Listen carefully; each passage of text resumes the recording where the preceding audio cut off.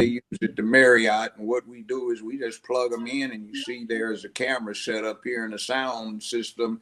So when we know somebody that we're interested in is going to stay at a hotel, motel, or whatever it is, we just go in and we get the management to let us plug these in place, the ones that are there. So we listen to you. And then I went in another room. It was a fairly large room. And from floor to ceiling, wall to wall, they had all of these monitors. So it was communications. I said, what happened? These are people's computers that you seize? No, we have a peep and check warrant. So what we've done is we've gone into the computers remotely of people that we're targeting. So now what we're doing is we're going through the computers of everyone that has been in touch with that person's computer, whether they contacted the person we were interested in or that person was interested, whether it was just a casual business email. So you're reading everybody's computer stuff, the entire contents of all of these people. Well, we have some assistants with the devices we have that will pick up stuff that gets flagged. We looked at some of it's funny, like this dude and his girlfriend, you know, they like to exchange pictures here. And, you know, damn, describing what she likes to do. Damn, freak, ain't it? Jolly's off on that comment. I mean, this was 24 years ago, 2000. Yeah. So what are they doing now? And so by the way, back to Kwanzaa. Yeah, sure. Ron Karenga was working with some other people, Amamu Baraka. You might know him by another name. And what they were doing, well, he was a poet. Anyway, there was a thing where they would provide information, and they got free passes on stuff. And the US organization was trying to take control of Black communities in various parts of Los Angeles. So they were cooperating with the police, and it turned up after that Bunchy Carter, John Huggins homicide, assassination out at UCLA at Campbell Hall. I was there. A witness wound up testifying in the homicide trial to a mess. They were found, there were 17 bodies on a ranch that they controlled out in Orange County, a farm, and 9 or 10 of the people were people that were acquaintances or friends of mine. And they kept getting free passes on everything. Now, Ron Karenga got sent to the California penal system penitentiary for torturing 3 women. So he got out after 1 year, 1 day, and within a month and a half, he was a tenured professor with the state university system. What we ran into him on and what the murders at UCLA were about is because there was a resistance by the Black Student Alliance, the Black Student Unions, the Panther Party, and to an extent the Nation of Islam against him trying to come in and take over Black history programs at various colleges and universities. So UCLA was going to set up a formal program that led to a major in Black history, and he wanted to be the director. So we had some lightweights there and some people that weren't lightweight. We had a thing where when I got there in 1965, they had 145 full-time Black students, 73 grad students, and 72 undergrads. So we set up a BSU and midway through 1966. So we did some stuff, and we wound up getting a commitment to get a block of 250 Black students for 66. That is good. 67, and then another block, 67, 68. Now that second block was a bunch of punks to a great extent. Instead of them participating, brother, we got to make a move on the econ department. They don't have. Well, brothers, it's not that I don't appreciate all that you've done for me and the sacrifices you've made to open things up, but I can't afford to jeopardize my career. You'll have to go on without me, but I'll be there with you in spirit. Grab that fool. One guy now dead. He had on some gray slacks. We grabbed him and we took him to this thing. LAPD was there, LA County Sheriff's Department, the Highway Patrol, the uni cops and all of that other stuff. He got so scared he pissed his pants. Two brothers on to a big wet stain down his left leg and a puddle of piss by his left foot. Dude said, damn. Oh, wow. He dropped it. He fell down in a puddle of his own piss. So when he recovered, he spread it off. And then after that, he was a consultant for several U.S. presidents on black militancy, punk. His daddy was a punk, mama was a witch, and his sister was a bitch. And them fighting words, Judge. Them fighting words. Them ain't fighting words. I'm being complimentary. Oh man, Judge, they almost got you. Yeah, I know. If you weren't in your office, yeah, they would have got you. I haven't even got to that.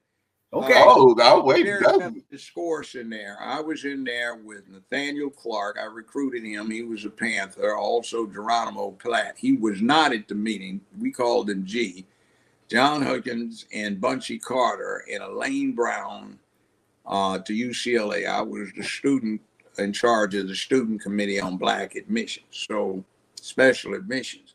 So Nathaniel Clark was in there. Elaine Brown was in there. I was in there. A lot of what they said went on in the meeting did not go on in the meeting. It was just a continuing hostility about the us folk trying to take over the Black History program. That, by the way, I helped draft. And Professor Crenshaw out there with a critical race theory has plagiarized and bastardized and trimmed down to a whine thing instead of a get angry. This is why you should get mad and be motivated to do something. We collaborated with the Brown Berets and the Native Americans and the Asians, and we got Campbell Hall, which they were going to demolish. So we made that the Minority Affairs building.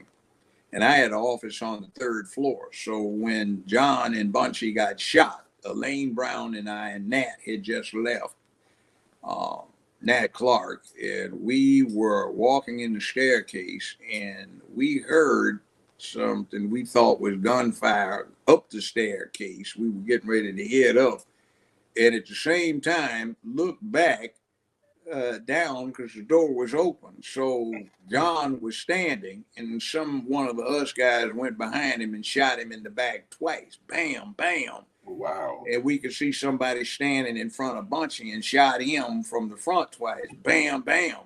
Wow. The four of them, the two accessories and the two gunmen all ran out. John set up, was holding his back, pulled out this .357 and fired 6 shots and hit one of these guys running past us in the back one time, but it apparently didn't go through his scapula, so he had a sore shoulder, and they ran on out the front, and then John fell on back. So we got all the hardware out of the place. A lot of folk were armed. I know they weren't supposed to, but that's a misdemeanor, not in anybody's presence, and there's no warrant. I'm not IDing anybody. And Elaine got the stuff out of the building. I go up there, and there are 4 bullet holes in the back of my chair. So I run back down, and I'm on the way down. This cop snatches open the door, says, "Don't move." I said, "I ain't breathing, dude. Hey," and I skidded down. So they got me and every brother they could find on campus. And interestingly enough, we had a black vice chancellor named Young. And he was the acting chancellor because the regular chancellor was on a temporary sabbatical. So he was having a meeting in the chancellor's dining room with chancellors from various big European universities. So LAPD kicks in the door, rams a shotgun in his chest, puts him on the wall, frisk him, handcuffs him, and with the shotgun rammed in between his shoulder blades, they march him across campus in front of all the students back where we are, and they handcuff us to a chair, him included.